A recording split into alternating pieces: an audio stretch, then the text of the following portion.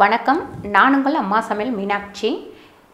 இன்றைக்கி பாருங்கள், நம்ம குழந்தை பிறந்ததுலேருந்து 6 மாத குழந்தை வரைக்கும் நிறைய பேர் நிறைய டவுட் கேட்டிருக்கீங்க. என்ன கொடுக்கலாம், என்ன கொடுக்கக்கூடாது, இந்த மாதிரி காய்ச்சல் வந்ததுன்னா என்ன பண்ணுறது, சளி பிடிச்சதுன்னா என்ன பண்ணுறது, சாப்பிட மாட்டேன்றாங்க குழந்தைங்க, பால் குடிக்க மாட்டேன்றாங்க, அடுத்து வாந்தி எடுக்கிறாங்க, இந்த மாதிரி நிறைய டவுட் கேட்டிருக்கீங்க. நான் இப்போ அதை பற்றி தான் உங்களுக்கு சொல்ல போகிறேன். முதல் நம்ம 1 மாதம் வரைக்கும் நம்ம தாய்ப்பாலை தவிர வேறு எதுவும் கொடுக்க மாட்டோம். 3 மாதம் வரைக்கும் தண்ணி கூட கொடுக்க மாட்டோம். அதே மாதிரி நம்ம தாய்ப்பால் கொடுக்கறதுக்கு முன்னாடி ஒவ்வொருத்தருமே நம்ம மாரை கழுவிட்டு கொடுத்தீங்கன்னா குழந்தைக்கு அந்த வாந்தி எடுக்கிறது வராமல் இருக்கும். அடுத்து வயிற்றால் போகும். அந்த வயிற்றால் போகிற பிரச்சனையும் நம்ம சுத்தம் இல்லாமல் நிறைய பேர் வேலைக்கு போயிட்டு வருவாங்க, அப்படியே குழந்தைக்கு பால் கொடுக்க ஆரம்பிச்சிருவாங்க. அதனால் வயிற்றால் போகும். அடுத்து நம்ம சாப்பிட்றதும் ஓரளவுக்கு தேவையானதாக நம்ம சாப்பிட்ணும், அம்மாக்கள் பால் கொடுக்குற வரைக்கும். அடுத்து குழந்தை பால் கக்கிக்கிட்டே குடித்த உடனே கக்கும். அது ஒன்றும் பிரச்சனை கிடையாது, ரொம்ப பெரிய பிரச்சனை கிடையாது. அது என்னன்னு கேட்டிங்கன்னா, வயிறு ரொம்ப ஹெவி ஆகிட்டாக்கா அந்த குழந்தைங்க கக்கும். அதை நீங்கள் தோலில் போட்டு தட்டிட்டு இது பண்ணலாம். அது தொடர்ந்து அதே மாதிரி பண்ணிகிட்ருக்கு குழந்தைங்க அப்படின்னா ஒன்றும் இல்லை, வெந்நீர் வச்சு வெதுன்னு இருக்கும் போது காலையில் 1 ஸ்பூன், நைட்டு 1 ஸ்பூன் கொடுத்திங்கன்னா அந்த வாந்தி வர்றது நின்றுடும்.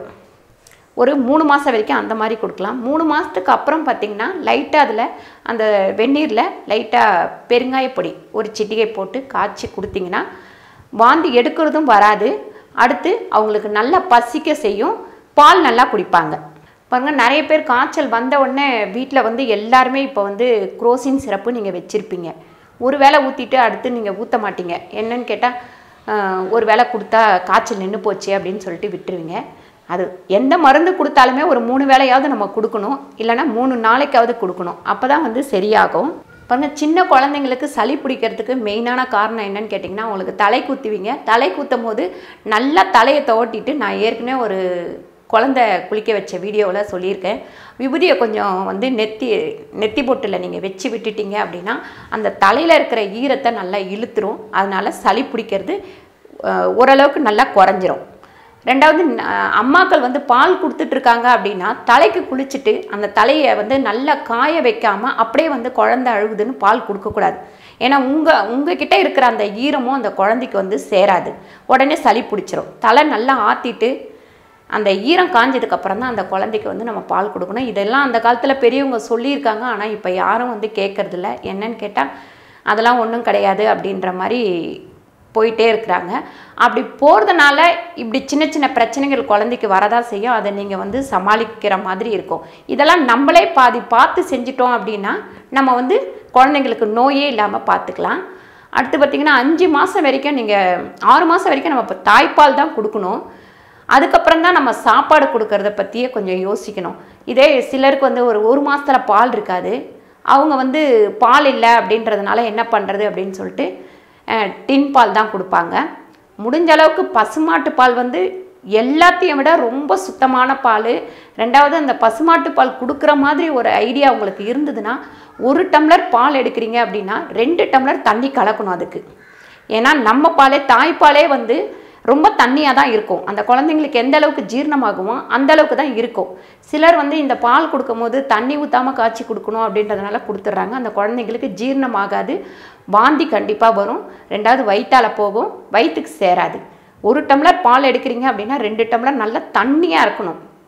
அந்த பாலை கீழே நம்ம கீழே விட்டு பார்த்தோம் அப்படின்னா தண்ணி மாதிரி இருக்கணும். அந்த மாதிரி தான் கொடுக்கணும் நம்ம மாட்டுப்பால் கிடைக்கல அப்படின்னா நீங்கள் டாக்டர் சொல்கிற மாதிரி டின் பாலே கொடுத்துக்கலாம். அதையுமே நம்ம தண்ணியாக தான் கொடுக்கணும், திக்காக கொடுக்கக்கூடாது. இது உங்களுக்கு டாக்டர் நிறைய பேர் சொல்லி தான் கொடுத்துருப்பாங்க. பாருங்கள், இப்போ நிறைய தாய்மார்கள் வேலைக்கு போகிறாங்க, வேறு வழி இல்லை, வேலை செய்கிறவங்க கிட்ட தான் விட்டுட்டு போகணும் அப்படின்ற குழந்தைங்களுக்கு தாய்ப்பால் கொடுக்க முடியாத ஒரு சூழ்நிலை. அந்த மாதிரி இருக்கிற குழந்தைங்களுக்கு நீங்கள் என்ன பண்ணலாம், நம்ம கஞ்சி மாவில் ரொம்ப தண்ணியாக, அது திக்காக கொடுக்கக்கூடாது, ரொம்ப தண்ணியாக காய்ச்சி நம்ம கொடுக்கலாம். பால் சேர்த்துக்க தேவையில்லை, வெறும் தண்ணி மட்டும் சேர்த்து ஒரு லைட்டாக பனை வெல்லமோ இல்லை பனங்கற்கண்டோ இந்த மாதிரி ஏதாவது சேர்த்து 1 சிட்டிகை உப்பும் போட்டு காய்ச்சி கொடுத்தோம்னா அந்த குழந்தைங்களுக்கு கொஞ்சம் ஹெல்த்தியாக இருக்கும். ஏன்னா தாய்ப்பால் இல்லைங்கிற போது நம்ம குழந்தைங்களுக்கு ஏதாவது கொடுத்து தான் ஆகணும். அதுக்கப்புறம் 5 மாதத்துலேருந்து நம்ம வந்து கஞ்சி பவுடர் வந்து கொடுக்கலாம். நெஸ்டம் கொடுக்குறீங்க, அதுக்கப்புறம் சர்லாக் கொடுக்கலாம். இதெல்லாம் வந்து ஒரு சாயங்கால நேரத்தில், அதாவது ஒரு டைம் வந்து கரெக்டாக வச்சுக்கோங்க. சின்ன குழந்தை அப்படின்னா 1 மாதம் 2 மாதம் வரைக்கும் நம்ம அதை அழுகும் போதெல்லாம் பால் கொடுத்தே தான் ஆகணும். அழுகும் போதெல்லாம் பால் கொடுக்கணும். இதே ஒரு 3 மாதத்துக்கு அப்புறம் பார்த்திங்கன்னா ஒரு டைம் வச்சுக்கோங்க. இப்போ நம்ம காலையில் 6 மணிக்கு பால் கொடுக்குறோம் அப்படின்னா 2 ஹவர் கழித்து மறுபடியும் அதுக்கு பால் கொடுக்கணும். திருப்பியும் ஒரு 2 ஹவர் கழித்து பால் கொடுக்கணும். அப்புறம் சில குழந்தைங்க தூங்கிட்டே இருக்குது, 4 மணி நேரம் தூங்கிட்டே இருக்குது, நான் அதனால் எழுப்பி பால் கொடுக்கல அப்படின்னு சொல்லிட்டு சொல்லுவாங்க. அந்த மாதிரி கண்டிப்பாக செய்யக்கூடாது.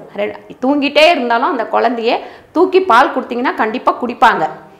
அந்த ஒரு கணக்கு வச்சுக்கோங்க. 4 மாதத்துக்கு அப்புறம் பால் இல்லாமல் கஷ்டப்படுற தாய்மார்கள் அப்படின்னாக்கா நம்ம என்ன பண்ணலாம், கொஞ்சமாக அரிசியை வந்து நல்லா உடச்சி லைட்டாக ஒரு வறுத்து பொரியக்கூடாது. அந்த அரிசி லைட்டாக தான் வறுக்கணும். புழுங்கல் அரிசி லைட்டாக வறுத்துட்டு அதை மிக்சியில் போட்டு நைஸாக அரைச்சி வச்சுக்கணும். அரைச்சி வச்சுட்டு தண்ணி நல்லா கொதிக்க வச்சு அதில் நல்லா லிக்விட் மாதிரி இருக்கணும். திக்காக கொடுக்கக்கூடாது. திக்காக வந்து நம்ம கொடுக்கறது எல்லாமே 6 மாதத்துக்கு அப்புறம் தான் நம்ம கொடுக்கணும். 5 மாதம் வரைக்கும் நம்ம எல்லாமே லிக்விடாக தான் நம்ம கொடுக்கணும். அப்போ தான் அவங்களுக்கு ஜீரணமாகும். அதுக்கப்புறம் பார்த்திங்கன்னா இந்த பசிக்கல சாப்பிட மாட்டேங்கிறாங்க அப்படின்னு பால் குடிக்காது சில குழந்தை, அழுதுகிட்டே இருக்கும். நைட்டில் பார்த்திங்கன்னா 4 தடவையாவது நீங்கள் குழந்தைங்களுக்கு பால் கொடுத்தே ஆகணும். 6 மாத குழந்தைக்கு அடிக்கடிக்கு முழிக்க தான் செய்வாங்க. 6 மாதம் வரைக்கும் நம்ம வந்து 4 தடவையாவது பால் கொடுத்து தான் ஆகணும். ஏன்னு கேட்டிங்கன்னா அவங்க முழிப்பாங்க, பசி எடுக்கும்போது முழிப்பாங்க.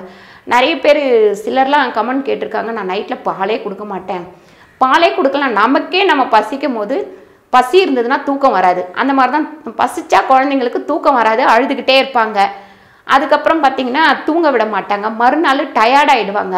இதெல்லாம் நீங்களே வந்து கொஞ்சம் பார்த்தாலே தெரியும் உங்களுக்கு. இன்றைக்கி ஏன் தூங்கலை, நாளைக்கு ஏன், இன்றைக்கி ஏன் தூங்குனாங்க, நாளைக்கு ஏன் தூங்கலை அப்படின்றத நீங்கள் வந்து அந்த வித்தியாசத்தை பார்த்திங்கனாலே உங்களுக்கு தெரியும். பாருங்கள், நிறைய பேர் கேட்டிருக்காங்க, நான் வந்து விக்ஸு தடவுற வீடியோ போட்டிருந்தேன், அது வந்து தடை பண்ணியிருக்காங்க அப்படின்னு சொல்லிட்டு. சரி பரவாயில்ல, தடை பண்ணியிருந்தா அதுக்கு பதில் நான் இன்னொரு வைத்தியத்தையும் சொல்கிறேன். தேங்காய் எண்ணெய் நல்லா வந்து சூடு பண்ணிவிடுங்க. அடுப்பில் வச்சு சூடு பண்ணிவிட்டு கொஞ்சோண்டு கற்பூரத்தை அதில் போடுங்க. போட்டுட்டு வெதுன்னு ஆறணும். வெதுன்னு ஆறினோடனே குழந்தைங்களோட நெஞ்சில், பின்னாடி முதுகில், மூக்காண்டை இந்த மாதிரி தடவுனிங்கன்னா சளி டக்குன்னு விட்டுடும்.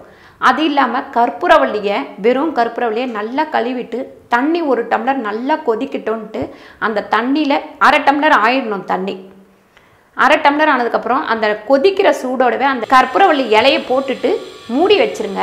ஒரு 10 நிமிஷம் அதை அப்படியே அந்த சாறு ஃபுல்லாக அதில் இறங்கிடும். அதை எடுத்து வச்சுக்கிட்டு குழந்தைங்களுக்கு ஒரு ஸ்பூன் எப்பவுமே ஒரு வைத்தியம் பண்ணிங்கன்னா ஒரு 3 நாளைக்கு காலையில் வெறும் வயிற்றில் கொடுங்க.